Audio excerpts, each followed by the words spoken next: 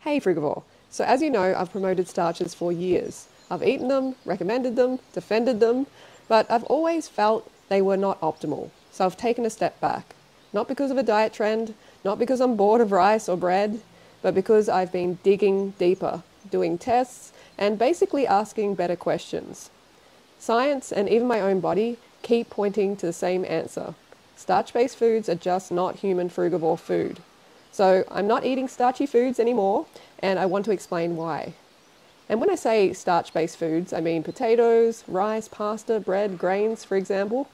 I'm still eating cooked food, but instead I've found a middle ground where I'm avoiding eating all the foods that cannot be enjoyed raw. I'm including cooked fruits and certain low-starch foods for dinner. And as a result, I've developed an exciting new diet system I call the SHINE diet. The acronym is Sugar, High, Insulin, Normal, Every Day. And we are developing revolutionary dinner recipes like these Moroccan patties or apricot curry in my VIP community right now. You can join us. The link is in the description. And I know I'll get comments from some people telling me not to put others off eating starch-based foods, but that isn't my goal. My goal is actually to give you the facts, right? The truth. So you have the information you need to make the best choices for your health and well-being. Basically to live in closer alignment with your physiology as a human frugivore, and to also increase the demand for and production of fruit. Now, people often say, well, it's still plants, it's still low fat, and yeah, sure, that's true, but this channel is about the whole truth, not just what's most convenient for your situation or most budget friendly. I'm sure you prefer to be fully informed than live in the dark. The fact is, we're not starchivores, we're frugivores. So here's what's becoming clearer every day for me. Eating starch-based foods is more problematic than the actual cooking itself. Even if it's steamed or boiled, starch behaves differently in your body than fruit sugars. This has been confirmed with my blood glucose tests. Because starch is a long chain of glucose molecules, your body has to work hard on this enzymatically dead food. That takes time, that delays digestion, that also causes what I now call glucose drag, which is slow, extended elevation in blood sugar and insulin, even in a low-fat context with whole plant foods. You have to agree, in its natural state, starch is bland, chalky, and unappetizing. Raw rice, wheat, raw potato doesn't excite the human senses, does it? No sweet smell, no vibrant color, no juicy texture. That's because these foods were never meant to appeal to us as frugivores. So here are just 5 reasons in detail why I've given up the starch-based foods. Number 1, starch-based foods are fructose deficient. So the lack of fructose or fruit sugar in starch-based foods is a big red flag for me. Starches, for instance, break down to 100% glucose. This is unbalanced. As a frugivore, each meal you are designed to get fructose in balance with glucose. And this is something I found fascinating when I was analyzing fruit more closely. The sweet fruits that are ideal for humans have an almost perfect split of glucose and fructose. They also contain sucrose, which breaks down to a 50-50 split of glucose and fructose in the body. Nature is always trying to keep it balanced for us. And fructose you consume goes to fuel your liver. A topped up liver tells the brain we're fed, we're safe, we're in abundance. And it turns off what I call foraging mode. With this sugar balance, you get true satiation right at mealtime, not just a full stomach feeling from bulk. You know what I mean? Low liver glycogen, on the other hand, triggers the hypothalamus to increase appetite. Liver glycogen isn't refilled quickly from starches, so the brain stays in this foraging mode and can lead you to eating past your true energy needs. Over the course of a day, that can easily translate into hundreds or even thousands of extra calories, especially if the still hungry signal pushes you towards calorie-dense foods later on. Fatty desserts are a good example after dinner. And the problem is twofold because this fructose deficiency also reduces fat burning by keeping insulin circulating for longer. I will talk about that soon. So fructose is actually pretty magical. It's about twice as sweet as glucose for the same amount of calories. This means fruit satisfies a sweet taste when starch cannot. This makes fruit incredibly satisfying compared to starch, which has no natural sweetness and often drives people to add fats, salt, or condiments that push calories up. So in this way, omitting the starchy foods and replacing them with fruit can help you lean out more quickly. Especially if someone has hyperphagia or extreme hunger from a past of calorie restrictive eating. If you want to go all in and eat your fill, then big fruit meals with added sugar are the way to go. And if you add sucrose or table sugar to your starch meals in an effort to increase the fructose, you still remain unbalanced as you are still increasing the glucose content substantially more. Number 2, starches, insulin and weight. Starches keep blood sugar elevated hours longer than a similar sized fruit meal. I've already tested this with a blood sugar monitor. For one, this delays fat burning, as when insulin is up in the blood, fat burning is suppressed. Muscles will slowly take up the glucose, but insulin stays in circulation until levels normalize. High circulating insulin strongly inhibits lipolysis or fat breakdown by suppressing hormone-sensitive lipase in fat cells. Fructose, on the other hand, enters the liver without needing any insulin, quickly replenishes liver glycogen, and actually slows the appearance of glucose in the bloodstream when eaten together. And this leads to steadier blood sugar and a lower insulin demand compared to glucose alone from starch. So if you eat every 3 to 4 hours and rely on starches, you may spend most of your waking hours basically locked out of this fat burning state. This is why you will see many on a starch-based diet end up calorie restricting, doing 50-50 fiber stuffing plate, or addicted to caffeine in order to function or lose weight.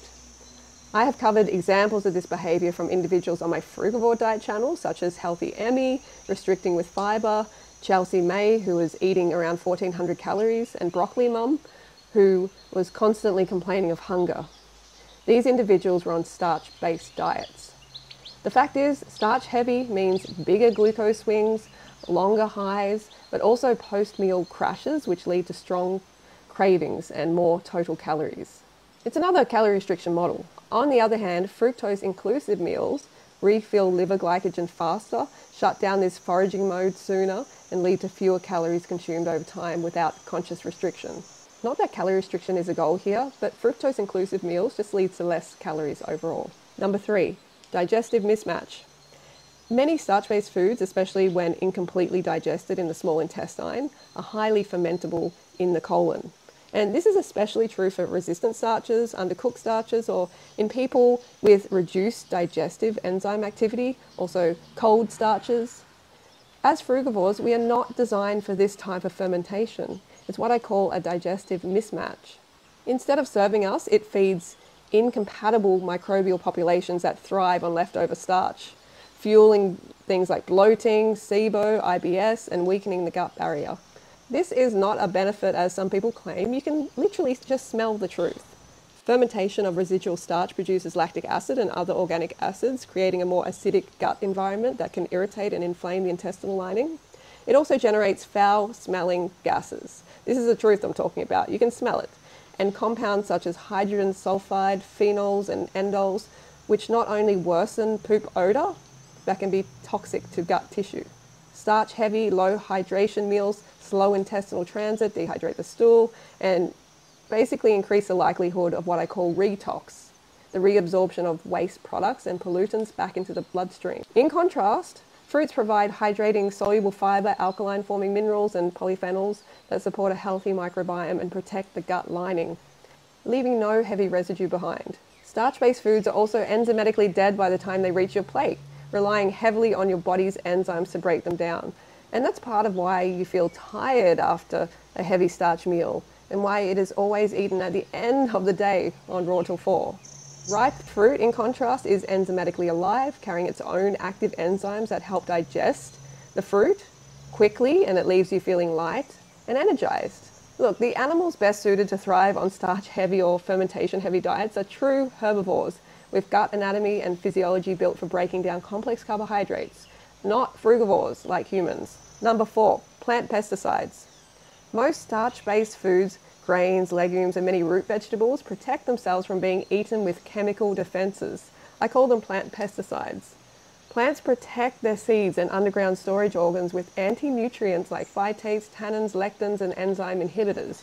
Basically, they want to survive, and you are a pest trying to eat them. These compounds are designed to stop predators from stealing a plant's future offspring. In human frugivores, those anti-nutrients can block the absorption of key minerals like zinc, calcium, magnesium, and iron. They can bind to proteins and slow digestion. They can irritate the gut lining and interfere with enzyme function. And the result? Even if you're eating healthy starch-based foods and reducing these toxins by cooking, soaking, sprouting, and fermenting, you may still end up with nutrient absorption issues over time as you're ignoring your species-specific diet as a frugivore, which doesn't include these foods. For example, you may have an iron deficiency due to absorption issues related to plant pesticides, not due to inadequate iron intake. None of these issues occur with fruit. It is given freely and safely by the tree. Number 5, sun crystals are the fuel starch can't be. Sucrose, or table sugar, what I call sun crystals, is nature's perfect carbohydrate. Each crystal is a 50-50 blend of glucose and fructose, the same balance found in the sweet tropical fruits humans evolved on. Glucose delivers immediate energy to every cell, while fructose heads straight to the liver to top up glycogen, turning off foraging mode and keeping appetite in check. This is the dual fuel system our metabolism is built for. Starch can't do this. Once digested, it's 100% glucose. That overloads one pathway while starving the other, leaving the liver slower to refill, keeping hunger signals active, and prolonging insulin elevation. That's why starch-based meals leave you looking for dessert or caffeine, while sucrose-rich fruits satisfy fully on their own. Whether it's from ripe fruit or fruit with added refined sugar, sun crystals match our physiology. Starch never will. And that's why I'm moving towards what I now call low-starch frugivore cooking. It's a bridge between all raw and raw till 4. It allows for cooked food, but only foods you'd be comfortable eating raw in larger amounts. No grains, no heavy roots, no flour. You don't have to be fully raw to be vibrant, but you do have to respect your physiology. And our physiology doesn't crave starch. It tolerates it.